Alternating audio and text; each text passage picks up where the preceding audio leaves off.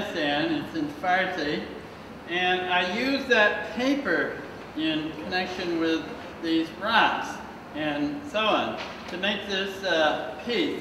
Luckily, there was an Afghan called, what's his name? I have a hard job sometimes with names these days. Naga was his name. And he did a lot of mosaic things with thin stone.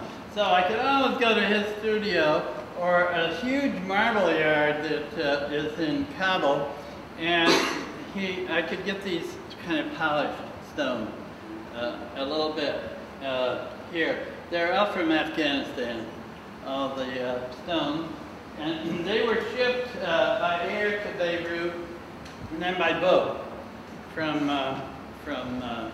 Beirut to the States. But the point I wanted to make was that here you have some newsprints and paper in there, but when I got to Maine, I discovered that, wow, paper's the indigenous material here in Maine to use in my artwork, and so I started creating these, but you have a little bit of rock to this too, right? A little mica. So it kind of evolved from being something that I added to this, it became, the paper became important, and I added a few little stones to it. It has a real connection. They all have a connection here with how I have evolved and so on in my artwork. Now this one's from Greece. Well, okay, now we're going to travel around here. You need to stretch a little, so come on over here, and we'll look at this piece here. But it really works by having the light on the floor like that. You have to tell me where you got this light so I can get one there.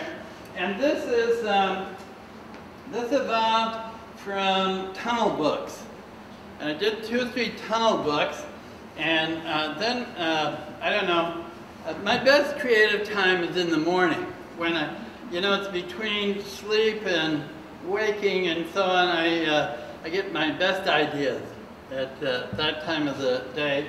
And so I guess that I came up with the idea of, why don't I make a kind of sculptural piece from that book, rather than just have a book there. Why not make a big, large piece? And as you can see, it's very simple to hang it like this.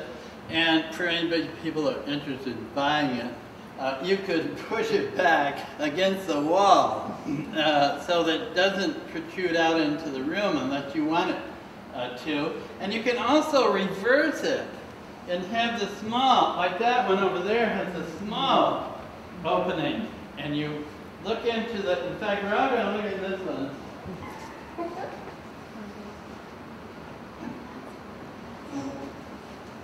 And you know, if you really want to impress your friends, you know what you could do? Is you could kind of slide in here, see? Hello? Hello?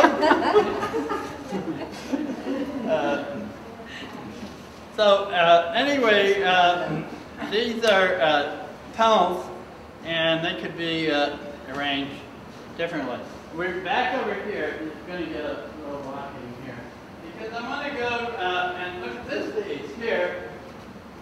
Now, this shows off my lace paper. Now, the Japanese make lace paper by taking a wet sheet of paper and putting it on like a screen. And then they force water down through there, and it makes holes in the paper, but you have the part where the screen is showing.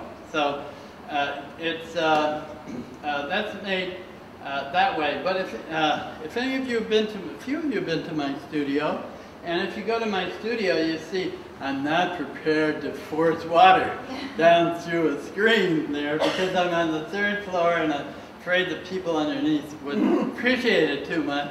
So I had to think of a way of doing it and another way, and so I just started making kind of abstract holes here in this. Now I wanted to show my lace papers in this particular show, but I couldn't just hang that on the wall. You know, I mean I could, but it wouldn't be too effective. So I have two pieces here. One over there is the palace painted in back, and here I have the mountain painted in back, because I needed the dark in back here, and I didn't want to put just a plain old dark piece of paper or canvas in back. I wanted to have it represent something.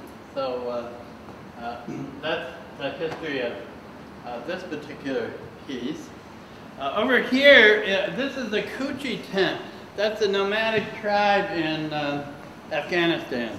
And this is a piece after the tribes. And they dress very colorfully. And so this red kind of makes that kind of stand out there. Were you teaching there? Was that I was teaching there, yes. I taught there 5 years in Kabul. And so people may have a little question about Kabul as we go along, because as that article points out, I had a studio on Canal Street in the shadows of what would have been the Trade Center. The Trade Center wasn't built when I lived there on Canal Street, but then it evolved. And then I moved from there to Afghanistan, and then back here. So there's kind of some energy through my travels and so on, because when I first went to Afghanistan, people said, "Oh, have a nice time in Africa." Africa. And so people didn't know where it was. Today, you know exactly where it is, and so on.